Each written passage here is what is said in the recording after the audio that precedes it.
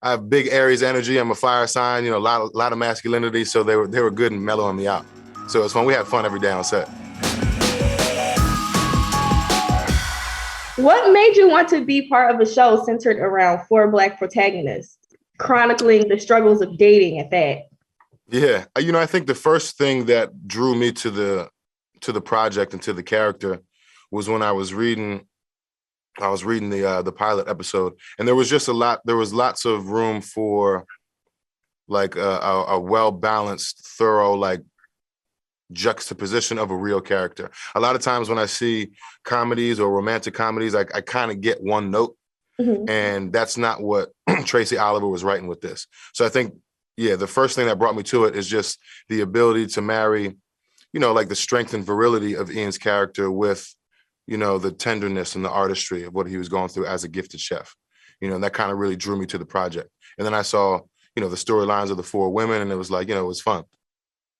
Yeah, so speaking of the four women, how was it part of being around such feminine energy during filming?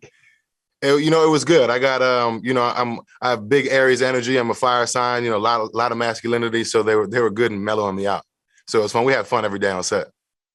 What do you think that, because you spoke about the kind of paradox within your character as far as vulnerability, but also, being basically like the front runner as far as a male lead in the show. What do you think viewers will take away from your character Ian and his dynamic within the group, and specifically with the character Camille? Yeah, well, I think that one thing they can take away from is that, his strength and his focus is admirable. You gotta get caught in the conflict because he's, technically leaving his girl to go chase his passion. But, through that, he's finding himself. I think in terms of, the relationship between Ian and Camille, it's nice to see two people that are different, but still one and the same. They have this, funny, loving chemistry where they kind of understand each other's BS. You know what I mean? They're able to push each other. They enjoy that verbal, seductive banter back and forth. They're always trying to one-up each other. And, it's refreshing to see something like that. And one of the things that you mentioned specifically is that you spoke about your character Ian leaving his relationship to chase his passion, and obviously you're in entertainment, so I'm sure you have some experience there. Were you able to relate to trying to balance love, and not just love like within a romantic relationship, but obviously we see, career people or people chasing their dreams having to sacrifice family, having to sacrifice a lot of time away from other things that they love in order to make their dreams come to fruition?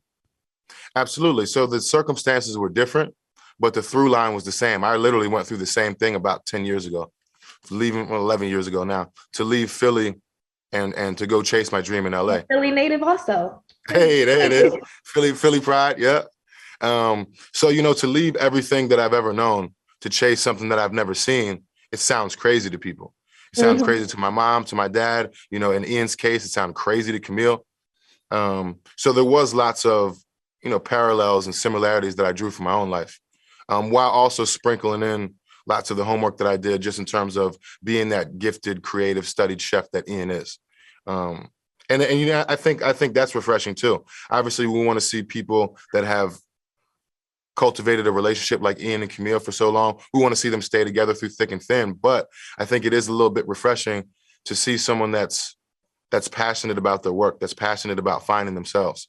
And the funny thing is that through doing that and through going through some of those obstacles and conflicts, you end up in this weird way coming back around to what it is that you wanted to work on in the first place. So, Ian goes away, but 5 years later, he stumbles back upon Camille just by chance, And obviously we spoke earlier about the dating element that's shown in the show. We're living in a different time. There are apps now, there's social media now. It's a lot different, from when our parents, or even when, the millennials started dating, back in the day. It's definitely a lot different. And now, we see that you're happily booed up now, but when you were single, from a male's perspective, is it just as difficult in dating and trying to find the one? Because men and women are always trying to figure out each other. So what would you like to tell women who are watching the show as far as, the complexities of dating for men as well?